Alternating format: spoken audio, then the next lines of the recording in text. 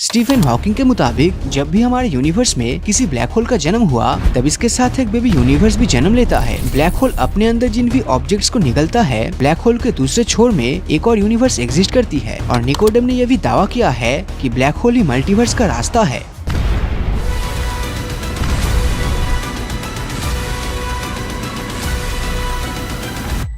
NASA के भेजे गए जेम्स वेब टेलीस्कोप ने हाल ही में शॉकिंग खुलासा किया। हम और हमारा पूरा यूनिवर्स एक ब्लैक होल के अंदर बसा है। इवन 2014 में पब्लिश की गई इस आर्टिकल में मशहूर अमेरिकन फिजिसिस्ट निकोडेम पोप्लास्की ने भी ये दावा किया कि हमारा यूनिवर्स किसी ब्लैक होल के अंदर मौजूद है। स्टीफन हॉकिंग के मुताबिक जब भी हमारे यूनिवर्स में किसी ब्लैक होल का जन्म हुआ तब इसके साथ एक बेबी यूनिवर्स भी जन्म लेता है, जिसे सिर्फ तभी देखा जा सकता है जब कोई ब्लैक होल के इवेंट होराइजन से गुजरे। दरअसल बिना किसी इवेंट होराइजन के ब्लैक होल का अस्तित्व ही नहीं, क्योंकि इवेंट होराइजन ब्लैक होल के अंदर और बाहर मौजूद ऑब्जेक्ट्स की बाउंड्रीज है और ब्लैक होल के इवेंट होराइजन के बाहर स्थित कोई भी ऑब्जेक्ट इसके ग्रेविटेशनल इफेक्ट को फील करती है। अगर आप या कोई ऑब्जेक्ट ब्लैक होल के इवेंट होराइजन को क्रॉस कर लेता है तो उसे ब्लैक होल के सेंटर में मौजूद सिंगुलैरिटी अपनी ओर खींच लेगी, यहाँ तक कि इस इवेंट होराइजन के करीब समय भी धीमी हो जाती है, मानो धरती की कंपैरिजन में कोई और तरह की घड़ी चल रही हो। कई यूनिवर्सिटीज के प्रोफेसर तो ये दावा करते हैं कि ब्लैक होल अपने अंदर जिन भी ऑब्जेक्ट्स को निगलता है उसके अंदर वो ऑब्जेक्ट्स हमेशा के लिए खो जाता है और ब्लैक होल के दूसरे छोर में एक और यूनिवर्स एग्जिस्ट करती है जो इस ब्लैक होल द्वारा निगले गए ऑब्जेक्ट से मिलकर बना है। तो शायद ये मुमकिन हो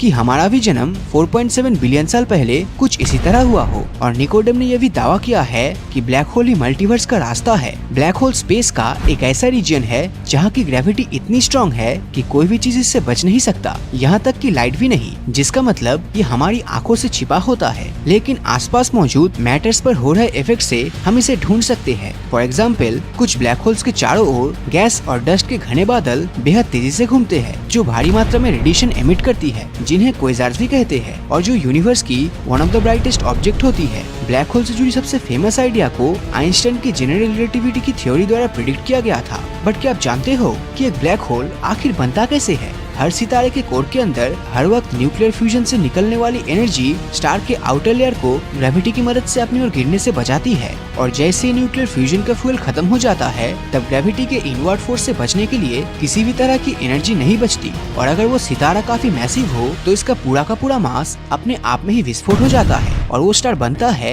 एक black hole. And we know that हर ब्लैक होल के अंदर एक सिंगुलैरिटी होती है, एक ऐसा पॉइंट जहाँ जीरो वॉल्यूम और इनफाइनाइट डेंसिटी एग्जिस्ट करती हो। साइंटिस्टों के मुताबिक ब्लैक होल में गिरने वाली हर ऑब्जेक्ट इस सिंगुलैरिटी का पार्ट बन जाता है। लेकिन अगर मैं आपको बताऊं, ये एक अकेली सिंगुलैरिटी नहीं है। जी हाँ, ब्लैक होल के अंदर जो हमें देखने को मिली वो यूनिवर्स का इकलौता नहीं बल्कि एक और तरह की सिंगुलैरिटी यूनिवर्स में एग्जिस्ट करती है, जिसे हम कहते हैं बिग बैंग सिंगुलैरिटी। दरअसल हमारा यूनिवर्स हर पल एक्सपेंड हो रहा है और यहाँ मौजूद हर एक चीज एक दूसरे से दूर जा रही है। लेकिन 1960 में स्टीफन हॉकिंग ने जब इसी एक्सपेंशन को रिवर्स में इमेजिन करी तो उन्होंने एक अनोखी चीज नोटिस की। सभी मैटर्स करोड़ों अरबों साल पहले बहुत ही छोटे इनफाइनाइट डेंस रीजन में मौजूद होंगे। यानी सिंगुलैरिटी की सिमिलरिटी से ये तो पता चलता है कि एक ब्लैक होल और बिग बैंग के बीच कुछ तो कनेक्शन जरूर है। बस यहाँ एक ही प्रॉब्लम है, ब्लैक होल की सिंगुलैरिटी चीजों को अपने अंदर खींचती है, वही बिग बैंग की सिंगुलैरिटी से चीजें बाहर की ओर एक्सपेंड होती है। यानी ये दोनों एक दूसरे के बिल्कुल ऑपोजिट है।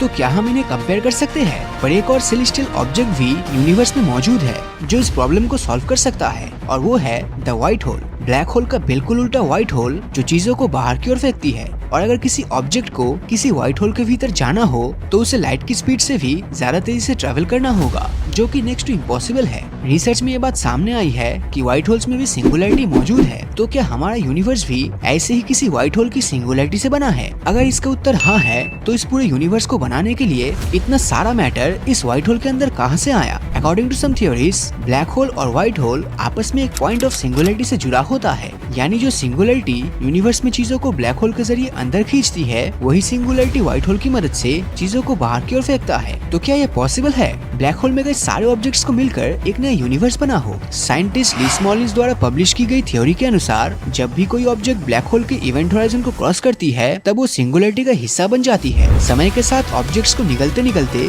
सिंगुलैरिटी का मास और साइज बढ़ता ही जाता है। जब उसकी मैटर को एब्जॉर्ब करने की लिमिट क्रॉस हो जाती है, तब सिंगुलरिटी के दूसरे छोर में एक खतरनाक विस्फोट होता है, जिससे जन्म होता है डॉटर यूनिवर्स का। ये नया यूनिवर्स पुराने वाले से इंडिपेंडेंट होगा और उसमें यूनिवर्स फॉर्मेशन की प्रक्रिया फिर से स्टार्ट होगी, जिसमें स्टार्स, गैलेक्सीज, सोलर सिस्टम और ब्लैक होल्स का निर्माण नए सिरे से शुरू होगा। यही ब्लैक होल फिर से अपने अंदर नए यूनिवर्स को जन्म देंगे और ये साइकिल यूं ही चलता जाएगा। इस थ्योरी के मुताबिक हर एक ब्लैक होल, इनफैक्ट हमने जिस ब्लैक होल की तस्वीर खींची है, उनके अंदर पूरा का पूरा यूनिवर्स ही मौजूद है। इससे ये भी समझ आया कि हम जिस यूनिवर्स में रहते हैं वो भी किसी ब्लैक होल के अंदर ही है। अब आप सोच रहे होंगे ये तो बिना किसी प्रूफ के बस एक थ्योरी है, लेकिन ऐसा नहीं है। British scientist doctor Roger Penrose ने अपने पेनरोज डायग्राम की मदद से 1950 में ही इस थ्योरी का एक मैथमेटिकल और ग्राफिकल प्रूफ दिया था। इसका मतलब ये कि हमारा यूनिवर्स जो 13.8 बिलियन साल पहले बिग बैंग से पैदा हुआ, वो एक्चुअली किसी दूसरे यूनिवर्स के ब्लैक होल से जन्मा था, जिससे ये साफ होता है कि हमारे यूनिवर्स में मौजूद ब्लैक होल भी किसी काम को अंजाम दे रहा है। यानी हर एक ब्लैक होल एक यूनिवर्स का बीज है। कुछ साइंटिस्ट बिलीव करते हैं यूनिवर्स में मौजूद सुपरमैसिव ब्लैक होल्स किसी और यूनिवर्स में जाने का दरवाजा है, यानी कि मल्टीवर्स, जहां फिजिक्स के नियम बिल्कुल अलग और यहाँ तक लाइफ फॉर्म्स भी हमारी धरती से काफी अलग होगी। इस हाइपोथेसिस की एक ही समस्या थी कि ये कल्पना पर आधारित है और इस थ्योरी का कोई एक्सपेरिमेंटल एविडेंस भी नहीं है। यूनिवर्सिटी ऑफ वाटरलू के एस्ट्रोफिजिसिस्ट की एक टीम ने ये दावा किया है कि बिग बैंग की जगह एक ब्लैक होल ने ही ली है। रॉबर्ट मैन नाम के एक मैथमेटिकल प्रोफेसर ने ये थ्योरी बताई कि हम किसी 4th डायमेंशनल ब्लैक होल के अंदर बसे हैं, जो किसी 5 डायमेंशनल सितारे के बुझने से बनी है। साइंटिस्ट सुपरमैसिव ब्लैक होल्स के स्पेस में मौजूद ऑब्जेक्ट्स के निकलने और लगातार बड़े होने की रेट को समझने में जुटे हैं। वही जेम्स वेब टेलीस्कोप भी इसके स्टार फॉर्मिंग एरिया को डिटेक्ट करने में लगे हैं। लेकिन सबसे चौंकाने वाली बात यह है कि ब्लैक होल और यूनिवर्स में मौजूद अब तक के सबसे मिस्टीरियस ऑब्जेक्ट्स डार्क मैटर के बीच डायरेक्ट कनेक्शन पाया गया, जिसके सबूत भी मिले कि black holes are the sources of dark energy. इसके अलावा एंशिएंट गैलेक्सीज की स्टडी करने पर यह पाया गया कि ब्लैक होल उम्मीद से ज्यादा तेजी से एक्सपैंड कर रहा है, जो आइंस्टाइन की थ्योरी ऑफ ग्रेविटी से मेल खाती है। 1990s में ये डिस्कवर किया गया यूनिवर्स में मौजूद हर ऑब्जेक्ट एक दूसरे से लगातार दूर जा रही है। अगर डिटेल्स में समझे